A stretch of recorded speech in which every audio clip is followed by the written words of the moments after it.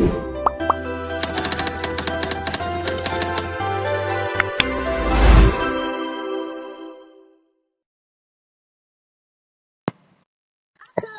warahmatullahi wabarakatuh. Oke teman-teman, kali ini kita bakal ngebahas soal gimana cara membedakan antara fakta dan manipulasi digital. Oke, dalam ilmu jurnalistik modern, kita mengenal istilah era pasca kebenaran atau post-truth era, yaitu sebuah kondisi di mana fakta objektif kalah berpengaruh dalam membentuk opini publik dibandingkan dengan emosi dan keyakinan pribadi. Di era ini, informasi tidak lagi sekedar dilaporkan, melainkan diproduksi, direkayasa, dan dimanipulasi secara digital demi kepentingan tertentu, baik itu ekonomi maupun politik. Nah, sebagai jurnalis atau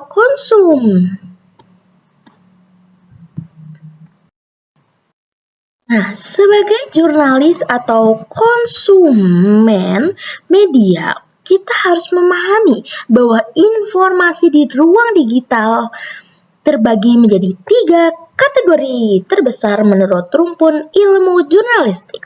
Yang pertama ada misinformasi, informasi yang salah atau tidak akurat tetapi disebarkan tanpa ada niat jahat atau untuk menipu, yaitu kebanyakan karena ketidaktahuan. Yaitu yang kedua ada disinformasi, yaitu informasi yang sengaja direkayasa dan disebarkan untuk menipu atau menjatuhkan pihak lain atau menciptakan kekacauan. Yang ketiga itu ada malinformasi, informasi yang diserahkan pada realitas nyata, misalnya kehidupan pribadi seseorang, tetapi digunakan dan disebarkan untuk menimbulkan bahaya atau kerugian. Nah, lalu ada karakteristik utama informasi fakta. Nah, dalam produk jurnalistik yang sehat, sebuah informasi baru bisa dikategorikan sebagai fakta atau objektif jika memenuhi unsur-unsur berikut. Yang pertama, memenuhi elemen jurnalistik 5W1H, memiliki kejelasan tentang apa yang terjadi, siapa yang terlibat, dan di mana, kapan, kenapa, bagaimana prosesnya. Nah, lalu jika ada suatu unsur yang berdasar hilang atau kabur, misalnya tidak jelas nih kapan dan di mana peristiwa terjadi, informasi tersebut patut dipertanyakan loh teman-teman. Lalu ada prinsip verification atau verifikasi. Fakta jurnalistik harus melalui proses konfirmasi berlapis. Jurnalis tidak boleh langsung menelan satu informasi. Harus ada bukti fisik, dokumen resmi, atau kesaksian langsung di lapangan. Lalu ada prinsip both sides atau keberimbangan.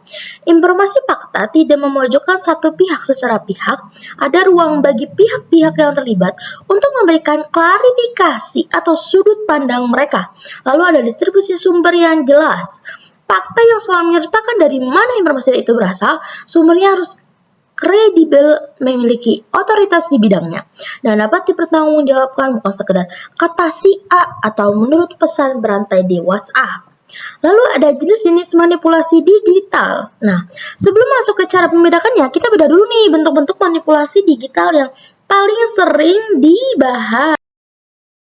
Nah, ini tuh yang pertama adalah contohnya adalah foto yang dipotong atau di crop. Nah, itu secara ekstrim untuk mengubah konteks atau diedit menggunakan software seperti Photoshop. Ya, karena kan suka ada ya video-video durasi panjang tuh di crop aja gitu kan. Padahal kan tentunya itu kan kalau misalkan sifatnya membuat ricuh tuh kadang ya harus lebih ditelaah lagi teman-teman video-video tersebut tuh.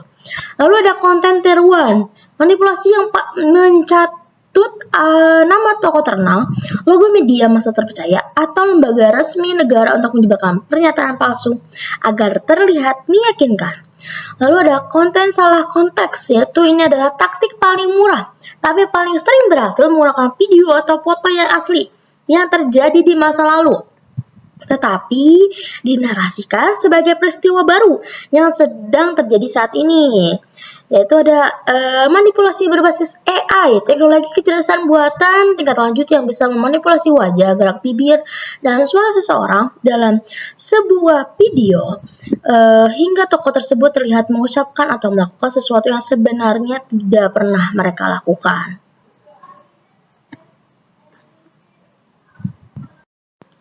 Lalu bagaimana sih cara membedakan fakta dan manipulasi digital? Nah, ini kita masuk nih. Yang pertama ada uji original visual.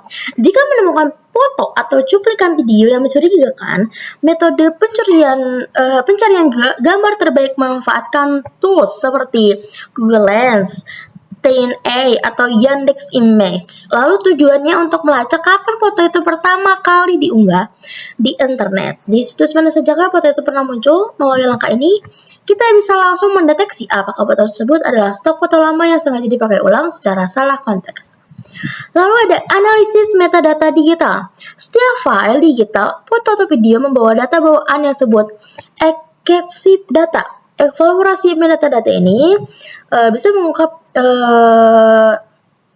file itu dibuat menggunakan kamera apa dan apakah file tersebut sudah pernah melewati proses penyuntingan atau editing menggunakan aplikasi pihak ketiga. Lalu ada melakukan retina reading atau membaca lateral dengan terpaku pada situs atau akun yang menyebarkan informasi tersebut, buka tab baru di browser atau lalu cari tahu apakah media arus utama yang mainstream itu kredibel dan terdaftar di Dewan Pers. Lalu periksa bahasa tubuh, takutnya tuh ini ya apa namanya tuh bohong gitu ya atau enggak AI gitu kan ya. Lalu cek juga nih rotasi resolusi videonya gitu kan, takutnya ada efek-efek buram di area sekitar mulut saat tokoh tersebut berbicara gitu. Nah, lalu yang terakhir untuk menutup materi dan ulasan tersebut, tengah sampaikan kesimpulan jurnalistik ini, tengah tsunami informasi dan canggihnya manipulasi digital, peran jurnalisme bukan lagi misalnya menjadi pihak yang pertama kali mengabarkan, melainkan menjadi penjaga gerbang yang bertugas menyaring, menyernihkan, dan memvalidasi mana informasi yang benar fakta, dan mana yang sekedar polusi informasi. Sumber utama jurnalistik digital saat ini adalah jika ragu jangan disebar, verifikasi adalah harga mati. Sekian dan terima kasih, thank you for watching, bye-bye.